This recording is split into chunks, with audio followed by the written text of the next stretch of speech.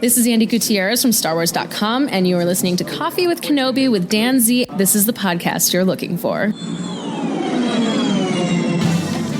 This is Ashley Eckstein, Ahsoka Tano from Star Wars The Clone Wars and Star Wars Rebels, and you're listening to Coffee with Kenobi with Dan Z. Joining us today for a cup of coffee to talk about, what is it, the 12th episode of Season 2 of The Bad Batch. This episode is called Metamorphosis, and I think there are a lot of changes in store, including our normal host for these Bad Batch episodes.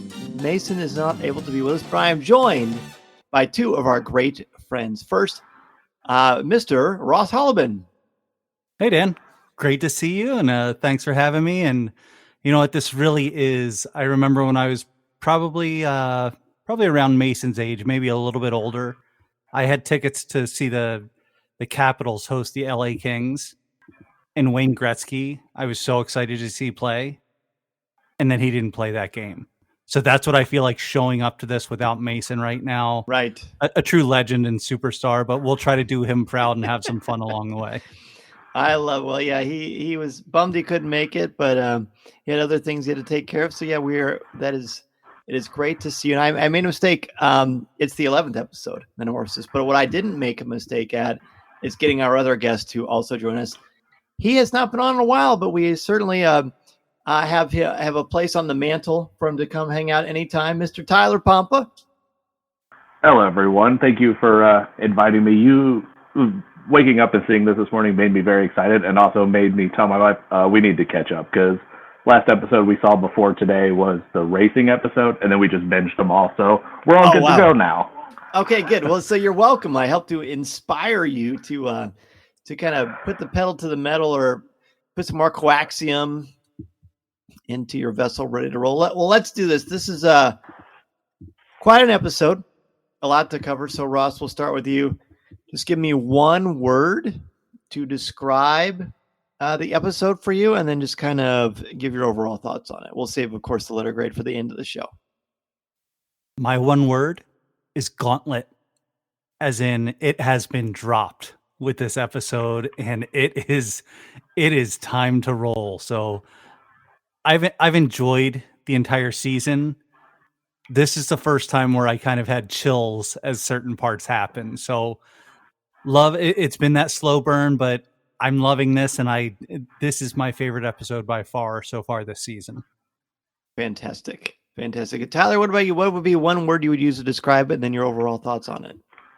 I would say blended, because to me, watching the show, I feel like you have the episodes that deal with the actual Bad Batch, and those are just kind of side stories. Those are them running off on other missions. And then the episodes that don't deal with them are actually huge to the Star Wars canon and where we end up. And I think this was that perfect mixture of the two.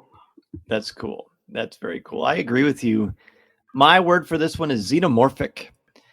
This is just a fantastic, very unique tone that we really haven't seen in the Bad Batch. It's one of the more suspenseful, spine-tingling episodes I think we've seen in Star Wars animation. The execution of it is absolutely marvelous, and I can't wait to dive into it with the two of you. I think right away, the opening scene very much sets a tone for what is going to happen in this episode. Ross, we'll just start with you again. Tell me kind of what you were thinking as you first realized, okay, this is going to be different. Yeah, I think you led into this a little bit with, it was a complete horror movie start. Mm-hmm. And I was completely for it. It gets into it a little. I think it goes into a film that I would reference later. Maybe one of you will bring up a little bit later. I don't want to give it away too much this early. But as we're on Transport 904, which we end up realizing is a research vessel, we're watching this clone commando get hunted. And it's so cool to see his helmet, the high volt Electra staff he's holding, even though it kind of loses power.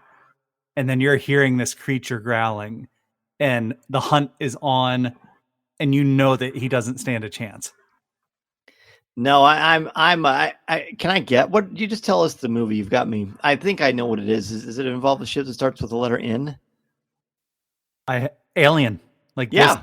this is Alien. Completely. And this is, hey, this thing is in the rafters. Like it could be anywhere, and you better be careful. And the lighting is gorgeous. The shots, the angles, all of it, and with your xenomorphic comment there, it takes you to a different place, and it's super cool.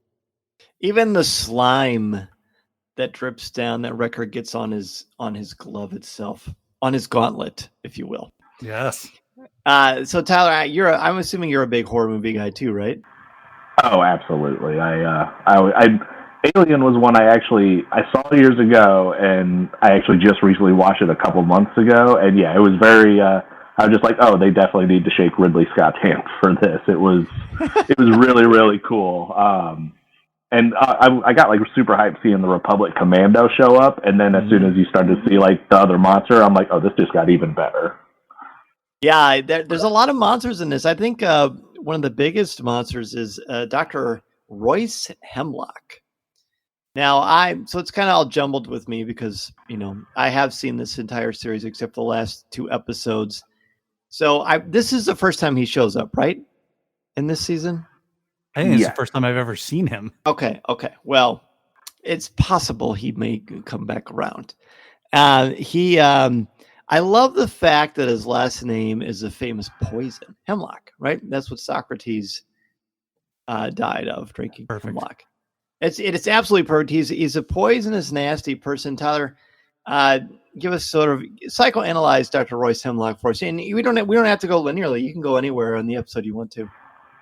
Yeah, so whenever I first saw him, it really opened my eyes at how the animation has progressed, because he didn't look like a cartoon character. He looked like somebody that'd be hanging out with like Josef Mengele. Like you'd see a photograph in like 1944, like, oh, that's a creeper.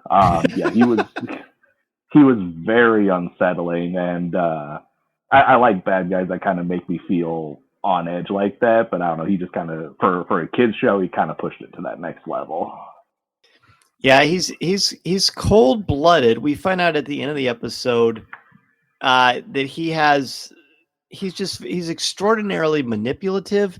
Even the way he's got like those cuts in his eyebrow, just give him like this edge. And in one of his hands, Ross, doesn't it look like he's obviously not Luke Skywalker from Return of the Jedi, but it's almost like he's got a robotic hand or something. Yeah, it made me think the same thing. And I mean, that wasn't by accident that they showed that shot of him kind of holding the gloved hand and kind of squeezing it with the other. But I very much, especially as he went in and started talking to Nala Se, this was the same discussion that director Krennic had with Galen Erso. Yes. So this was almost 1-to-1. Don't you want to serve your empire? Don't you want to be a part of this accomplishment? And as they're dressed in what I thought as well was the similar outfit as Dr. Pershing from the earlier seasons of The Mandalorian.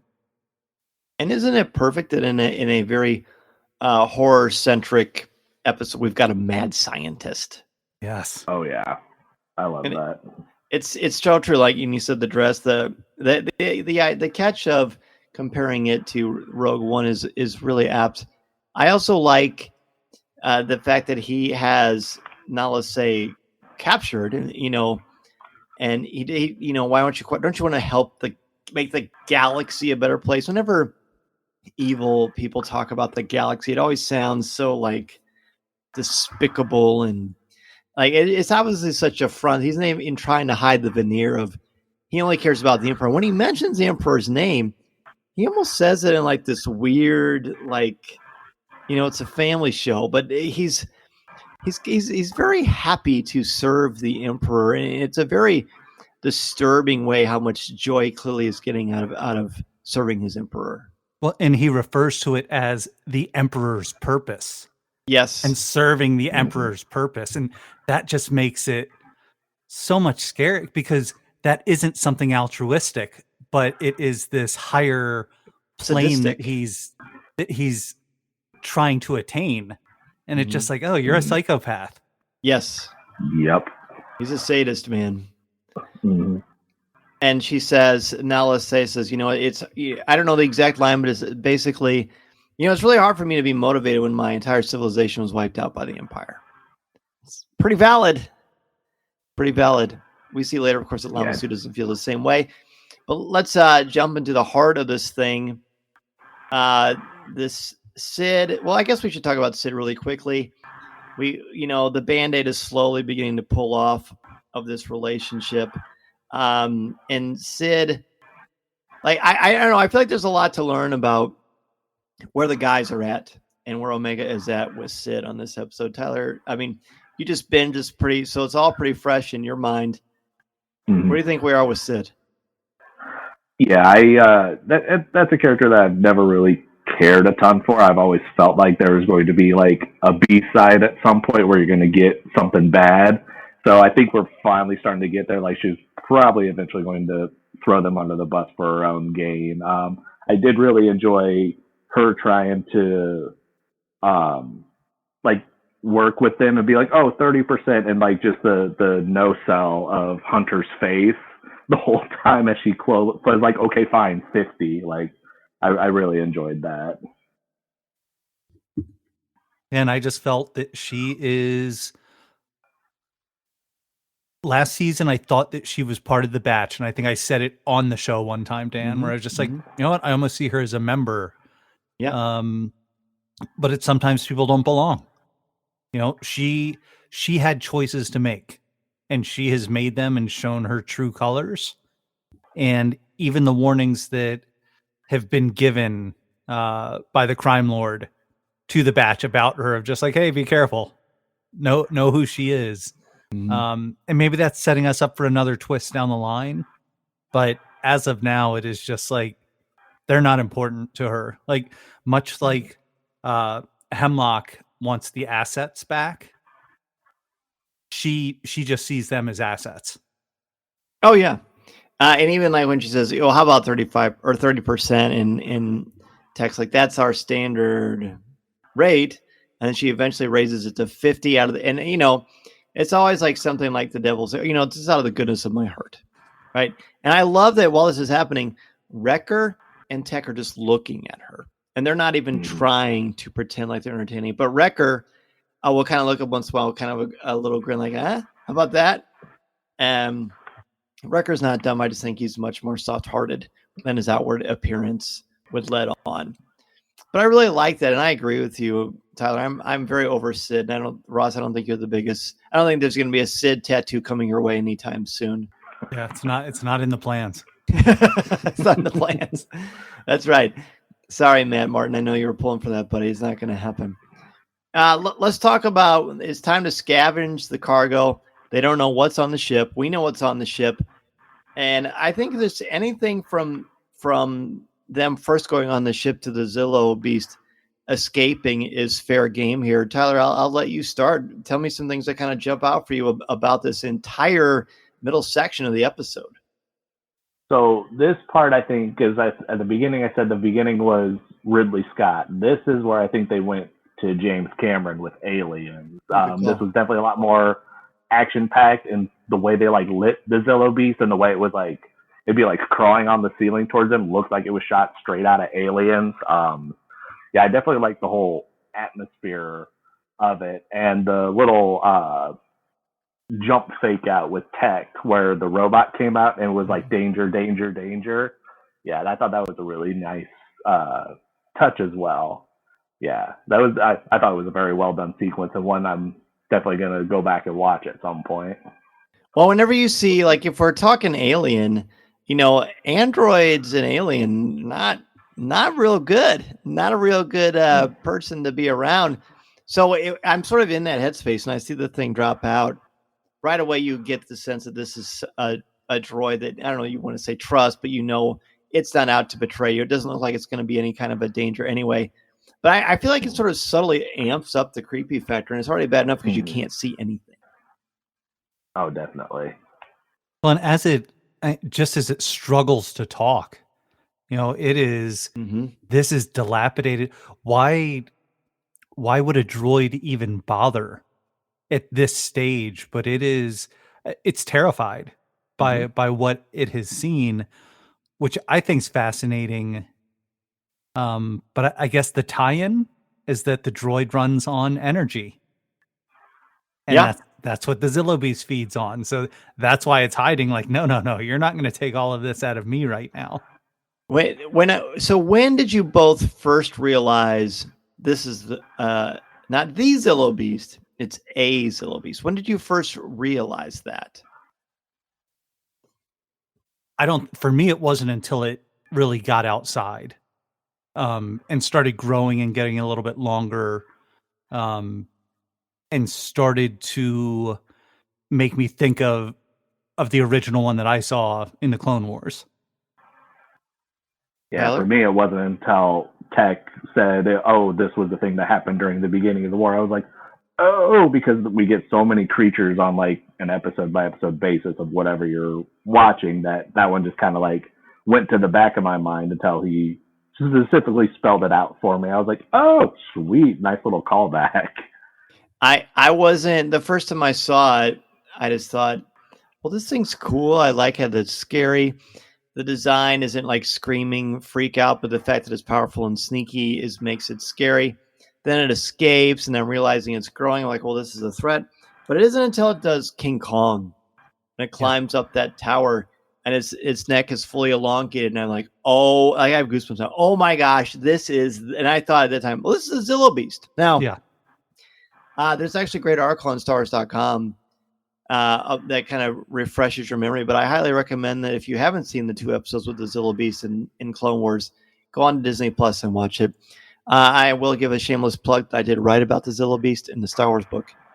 But it basically, what happens with the Zillo Beast is that, there's this massive battle, and at the end, this thing could be killed. There's something of a moment of them understanding or sort of making it sort of a tragic figure to a degree. And then the Emperor doesn't want it killed. He takes it away for study. And, we as an audience are like, well, that's no good. But we haven't seen it for 10 years, 15 years? I mean, it's been a long time. I haven't looked up when that episode first aired. So if either you get a chance to do that while I'm babbling on, feel free. But it's a long game palps. That's long game palps. That's right. It isn't until the end when Tech is going through the data that he realizes, did the Empire do this? And he says, well, yes and no. The Emperor had him cloned before becoming the Emperor. So this was happening while everyone thought he was a good guy. And again, how did you explain it? Long game palps. Long game palps. That's pretty chilling in and of itself. There's a lot of scary in this entire thing. It's a great sequence. The light, and like you said, the smoke, when you realize that the power is making this thing grow. I thought shooting it was going to make it stronger. That didn't seem to be the case, but the blasters didn't seem to do anything to it. This is Vanessa Marshall, and you're listening to Coffee with Kenobi.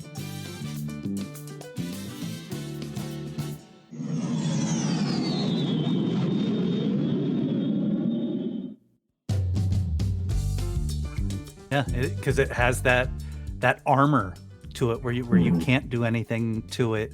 It was funny because when I first saw it and I kept trying to put everything together, I was just like, okay, is this a Purgle mixed with a Blurg? Is this? Oh yeah. I was going in that direction, and then as it got bigger and as it had its King Kong moment, it was just like, ta-da! We are here! Holy smokes! Well, I think they say the creature's genetic materials is used for modified armor plating. Yep. So whether that means future Stormtrooper armor, or that means that they have modified the Zillo Beast armor so that he can't be blasted, or is it both? I wasn't quite sure. I almost took it as the Zillo Beast was more protected. That's what I thought, but too. It's extra interesting to think they could weaponize it and turn it into armor as well. Mm-hmm. And that's what the Empire looks to do. How can I weaponize this? Even that thing, that claw that comes down to scoop it up, almost looks like Starro from the DC Comics or the newer Suicide Squad movie, although it was in the comics way before. But the way it kind of comes down, almost like a beast in and of itself. And that for a brief moment when the Zilla Beast is zapped by whatever, it's probably sucking some energy out of it. It looks a little afraid, which is not something probably those clone commandos would have thought that thing could even be scared of in any way, shape, or form. Well, it's probably going back into captivity. That's what it's afraid of. Yeah. Which totally makes sense. Before we get to like the end of this, we're kind of going through pretty quickly, but there's just a lot of really meaty moments that really are just great to savor. Like this is an episode to absolutely savor. And like you said, Tyler, go back and watch certain sequences over and over again because it's really beautifully done.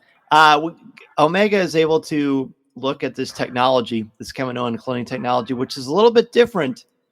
But she says that Nalase kept some data away from her, and it was more for stuff off planet. So not only is it what we have now, but it also stands reason that it could be other experiments that are going on out there as well. Absolutely. I'm really enjoying how much they are kind of deep diving into this other clone stuff, because to me, it's reinforcing ideas we'll see later in the sequels. Even like, what was his name? Beaumont Kim just saying cloning secrets only the Sith knew. And we see all like the tubes and stuff when Palpatine's in there and Rise of Skywalker. Like, But like the more stuff I see of that is showing that like, no, this stuff is still canon. I'm really enjoying that. And I don't know, maybe I'm weird here because so back to the Zilla Beast eating the electricity like to get stronger. How do you think Palpatine's like an unlimited buffet for it with his Force lightning? Huh. Yeah, and that's why he's far away on a ship. Yeah. As opposed to hanging out on Coruscant. I hadn't thought about that. That's interesting. You want, because he of course doesn't want to have be associated with it. So he can just claim, like he does a couple episodes before with the end of the clone program and the creation of the Stormtrooper concept. But I really like, there's this great moment when they realize, no, he wasn't trying, what do they say? He wasn't trying to destroy clone technology. He was trying to control it. Yeah. So it can be completely and that's where in his power. Omega, a little bit before that, she's gaining more credibility with tech. As she's explaining to him, no, come over to this one. This is used to extract and manipulate a host's genetic material. So she's in her wheelhouse. Like this is what she grew up with. And tech is getting to see that. And the trust that they have been building back and forth together is so critical here. And it just shines through. So it's been that slow build, but it's been very smart in setting that up for, when you hit this critical moment, it's happening. And Tech and Omega are figuring this out. And that's where it becomes that, Palp's big secret. And hey, did any villagers see this? Who saw the Zilla Beast? Because every one of those people has to be present and accounted for. And I don't have a good feeling for all of those villagers taken off planet.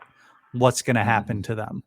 No, that part made me sick. That's it's a fictional universe. It's animated, but it's just like some of the horrific things, the human evil that takes place in history in different countries and governments, and even in the United States. Sometimes that really bad things can happen to innocent people. And all these people were in their homes, and this thing crashes. And because they just happen to be there, they're going to end up being most likely killed too, or in prison for the rest of their lives. Probably not treated hospitably, because they, you can't have any witnesses. It just again, I feel like Rebels really did a wonderful job in so many areas. But this might be the darkest episode in Star Wars animation that we've ever seen. Yeah. It's on the list, I'd say. Yeah, I can't, off the top of my head, I can't even think of what rivals it. Can either of you? To me, the only other one, this is an episode that messed me up for several days after I saw it. It's the episode with Luminara of Rebels, where they use her corpse to bring Kanan and Ezra. Yeah.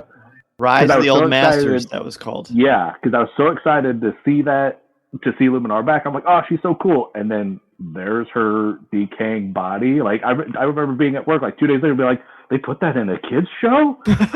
Like You're not wrong. You are not wrong at all. The only other thing I want to bring up is they send the data to Echo and Rex to try to figure out what to make of it.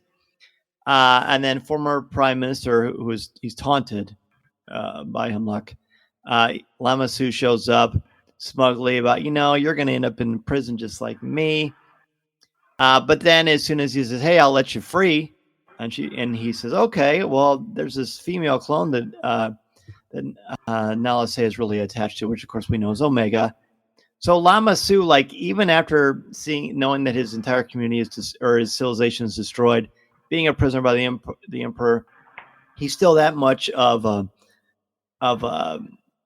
just a parasite in his own right that he's going to sell out Nala Se and Omega just for his freedom. And plus, is he really that dumb? Does he really think they're going to let him off for free? I've never seen anything like this from a CEO or a politician trying to stay in power or get freedom before. Yeah, never. So what a new concept. Yeah, crazy. It's just so shallow. Star Wars follows this, and yeah, like that may have been the most sickening part of the whole thing was just seeing how quick he was to betray them. Like, these are the people that just destroyed all of your people, and you don't care at all. You just want your own freedom. Yeah. It's pretty awful. Well, is there anything we haven't talked about throughout the whole episode that either of you would like to bring up before we give our letter grades? I think the only thing is just, we get the chase scene. We're getting Wrecker and Hunter working together as they're being chased. Cool. And Hunter does a great job of getting them out of there, rescuing Tech and Omega so that they can slip away. But now they're even more of a target because it's just like, hey, this ship got away. It's an Imperial ship. So, we're just picking up another bullseye on their back. Is this where Crosshair comes back in because he's like, I know that ship. I can find it. Yeah. Tyler, anything you would like to bring up? I just want to elaborate a little bit more on because I've watched like 7 episodes in a row today. I have been enjoying watching the progression of the relationship between Omega and Tech, because that was somebody we didn't get to see paired too often. And now that Echo left, it's like he's kind of like stepped up in his own quirky, weird emotional way, but he's still like, trying to be there for her the best that he can. Yeah, and kind of seeing that culminate today where they're both on the same page doing what they can to help the situation was really, really nice. I agree, and that's something I've also enjoyed. I know a lot of us, so I know Mason has as well. This seeing Tech really become a feature player. He's gotten so much more character stuff than he did in all of season 1. It's been really nice to see. All right, well, Tyler, I'll have you go first. Give your overall letter grade for the episode, and if you want to kind of add to why you chose that grade, feel free. So I think I'm going to give this one a solid B. It was definitely, it was really fun. One, I'm excited to go back in, but watching all these ones in a row, it didn't really hit the highlights to me. There was that trifecta of episodes where it was like the one with Gunji, which was really good. Yeah. Yes. And then back to back, we had the Clone Conspiracy episodes, which to me, I think have been the highlight of the season so far. Yes. It didn't quite reach the height of those, but it was still a really good one in its own right. And I'd probably put it 3rd or 4th on the list of all the episodes so far. Oh, great. That's great. So a nice solid B for you. Mm-hmm. Very good. Ross, what about you? Yeah, I'm taking this way up my list. So this goes to an A for me. I think this is the episode I've been waiting for. Getting that integration, that anything that ties into the Aftermath books, which I think that trilogy is unbelievable. Mm-hmm. And the cloning and the components of that you get to learn from there and how this ties in. If you haven't read those books, go check those out. The Aftermath trilogy. Again, I love where this is going, and I never anticipated a day where The Mandalorian season 3 was launching that I would be so excited about a Bad Batch episode, and it really caught me off guard with that. That's great. Well said. This is an A+ for me. Really is. I mean, tonally, it's just a very superior episode. The way it was directed, the way it was, there was no wasted space. There was no wasted anything. The suspense, the elongation of the plot, the evolution of where we're going with it, the introduction of a brand new doctor, a new character who is Dr. Hemlock, who's quite sinister and nasty, bringing in old pieces, but there's no gimmicks here. This doesn't feel like a forced WWE situation. This is very organic and really frightening. And I like that they took risks, calculated risks, and moved things forward. And now we just got a couple episodes left in this season. It is really shaping up to be something really, really special and spectacular. Listening to Coffee with Kenobi, you are, with Dan Z, the podcast you're looking for. This is... yes.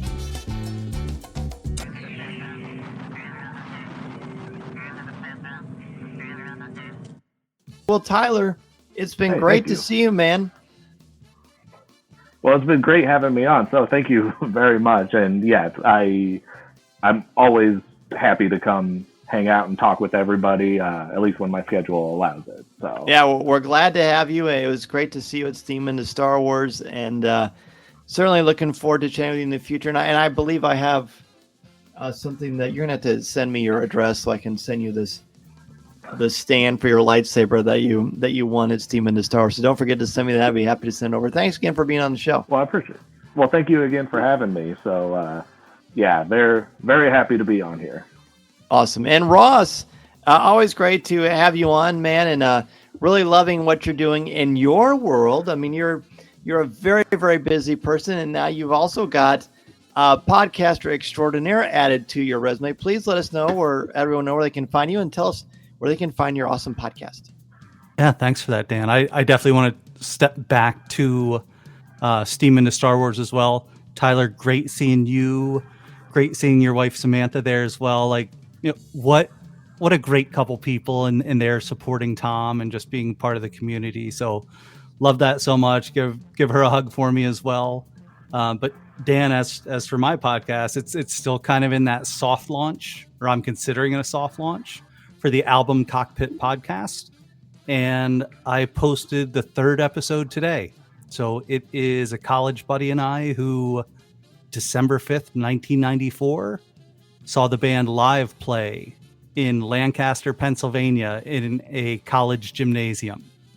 So only held 6,000 people. So we go through the 15 songs of that set list and recount, thinking we were going to go through the floor because it was bouncing so much. It just an unbelievable experience. And that's what I want to draw out through music with people and their musical experiences. So currently there's a live episode, a Guru with his Jazzmatazz album, and Foo Fighters Wasting Light with Star Wars sketch card artist Ashley Brienzo as the guest talking there. Upcoming is Oasis, Bad Brains, Shania Twain, PM Dawn. And Dan, I'm going to put this one on you. Would you like to announce the album that we're going to talk about soon? Oh, yes. The 1978 Paul Stanley solo Kiss album. Absolutely. Cannot wait. Sounds about right. Yes, yeah. Yes. And where can people find your podcast? So it is a Spotify podcast, because this way it enables me to play the music in the episode. So it goes from playing a song to having the reaction to it, playing the next song, reaction. And I really wanted to do it that way. It's probably gonna hurt numbers for me, but this is definitely a passion project, and I wanted people to be able to hear the music. So not about the numbers or anything like that. This is about having a chance to connect with friends, celebrate fans and the albums that they love, and do it that way. So Album Cockpit Podcast on Spotify, but you can also find me on that name on Instagram, and starting a little bit of a YouTube. I may get to some actual videos, but a lot of reference material there. So the band's videos, interviews, things like that I'm researching to do these episodes. That's great. Well, it's very exciting. Be sure to check that out. on Spotify. Thank you both again so much. Be sure to get your top 5 list ready so that you can join us next Tuesday night, 7 o'clock p.m. Central Standard Time, and give your top 5 moments from not only Metamorphosis, but from the first episode of Season 3 of The Mandalorian, The Apostate. Thanks again, everybody, so much. We will see you next time. Remember, this is the podcast you're looking for.